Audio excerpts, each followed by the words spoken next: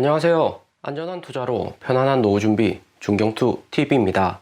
네, 12월 23일 금요일입니다. 비트코인 16,700달러, 이더리움 1,200달러 횡보 중이고 리플레이다 하락 이후 상승했지만 우리 도지코인 플러스 4% 반등이 좋습니다. 일론 머스크 이후에나 적임자 나오면 CEO 내려온다고 한 만큼 도지코인 트위터 도입 가능성은 여전히 존재를 하고요. 대신에 테슬라 주가 마이너스 8.8% 하락을 했습니다. 장막바지 약간의 저점 매수가 들어와서 마이너스 8% 이 정도로 장 종료된 거지 장중에는 마이너스 10% 이상 폭락을 했고요. 테슬라 3대 주가 분할 전이라면 370달러 수준입니다. 마이크론 반도체 4분기 어닝 미스로 인해서 애플, 테슬라, 엔비디아 반도체 관련 주식 하락이 컸던 거고요. 다행히 나스닥 장 막바지에 저점 매수가 들어왔기 때문에 QQQ도 마이너스 3%에서 마이너스 2.4%로 장 종료되었고요. 나스닥 하락폭이 큰 상황인데 우리 비트코인은 16.7K 핵심 구간을 잘 지켜주고 있습니다. 비트코인하고 나스닥 방향성이 비슷하게 나오고는 있지만 비트코인의 변동성은 나스닥보다 훨씬 더 작아졌고요. 나스닥이 하락할 때 비트코인도 11월 전에는 하락을 같이 많이 하는 모습이었는데 최근에는 비트코인 변동성은 매우 작죠. 비트코인 단기적으로 더 긍정적으로 움직일 수 있는 점은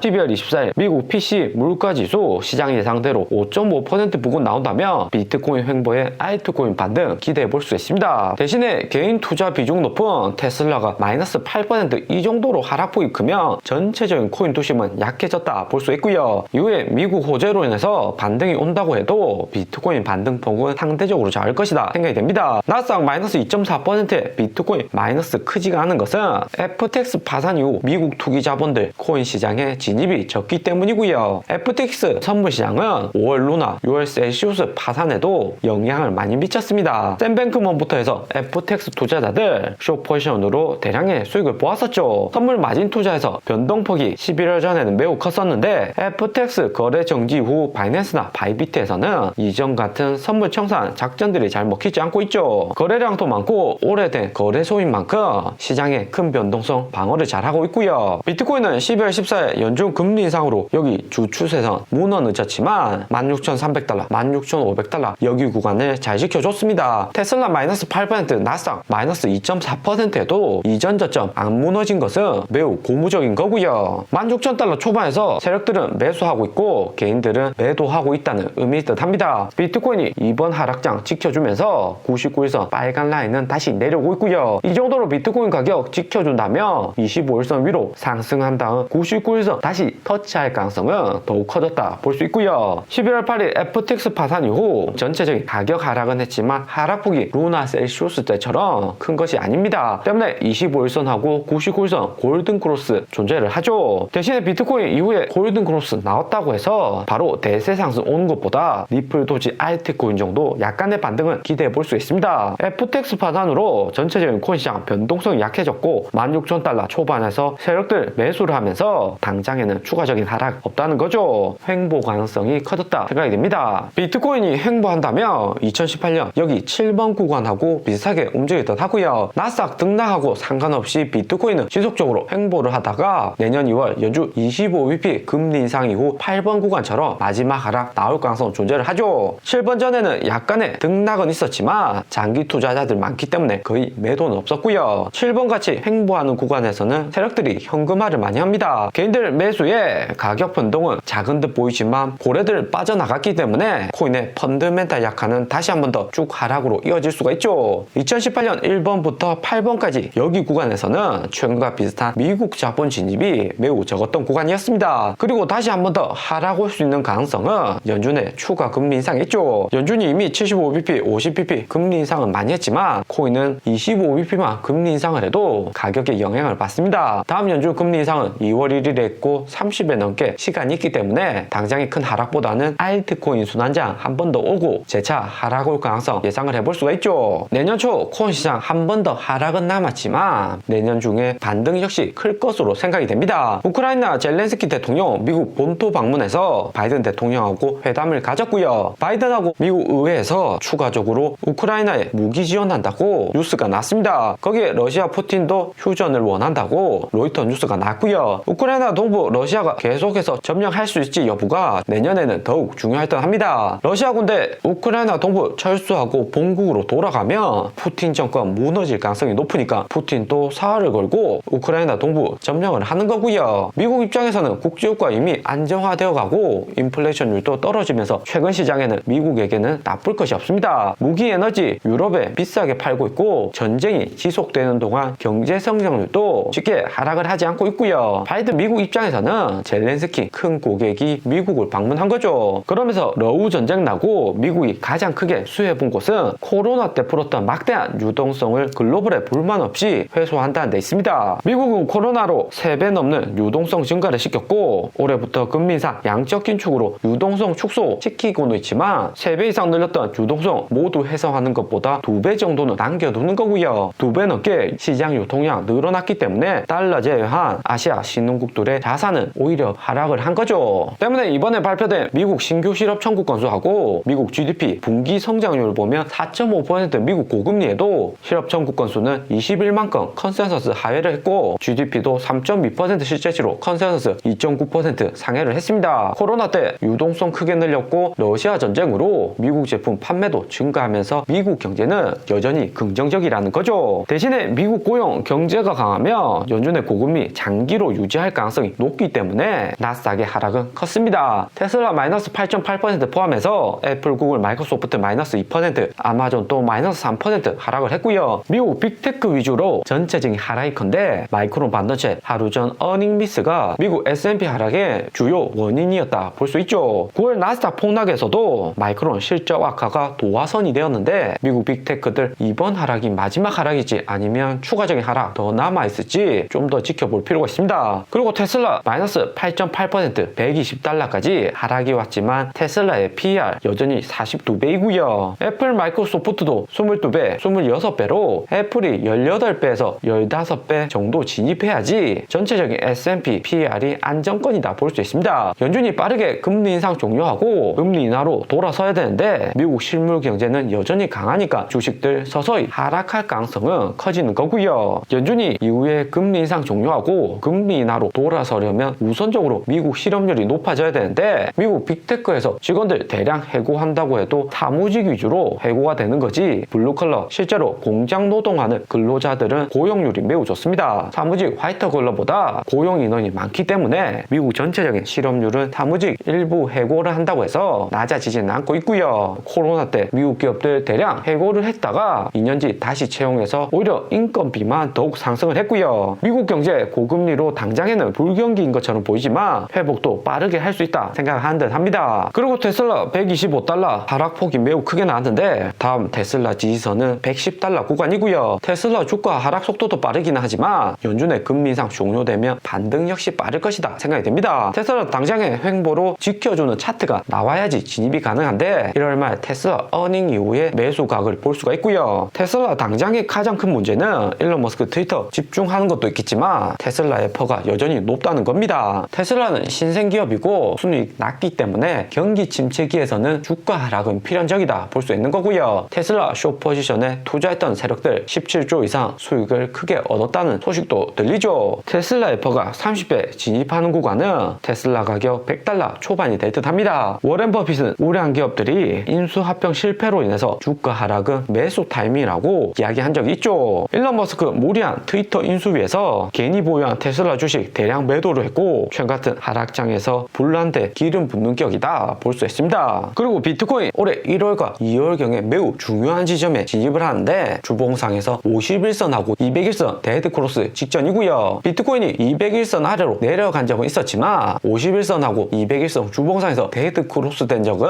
비트코인 2014년 거래된 이후 한 번도 나오지 않았습니다. 2018년 비트코인 6,000달러에서 3,000달러 폭락했을 때나 코로나 때 5,000달러 폭락에서도 비트코인의 주봉상 51선하고 201선은 데드 크로스 된 적이 없었고요. 오늘의 영상은 여기까지입니다. 좀 더 디테일한 투자 정보가 필요하신 분들은 커뮤니티로도 자료가 공유되니까 멤버십 가입과 구독 부탁드립니다. 감사합니다.